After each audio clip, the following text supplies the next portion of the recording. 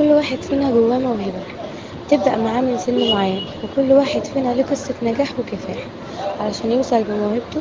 ومعانا بس هنعرف حكاية موهوب على قناة صدى الجمهورية. اسمي رحاب علاء الدين محمد منصور، 20 سنة، في كلية الهندسة جامعة حلوان.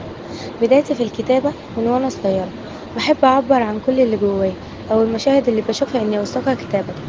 في البداية كنت بكتب بلغة عامية لأني كنت أشوفها أقرب طريقة لتوصيل الشعور للجميع، ومن التطويرات إني كتبت بلغة عربية فصحى سهلة ومرنة، باختيار رغويات بسيطة معناها واضح.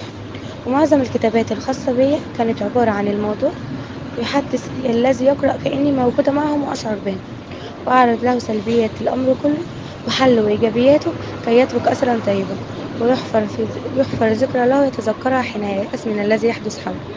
تعددت طرق الكتابة لدي، من خواطر بسيطة إلى رواية كاملة بتفاصيلها ستنشر قريبا.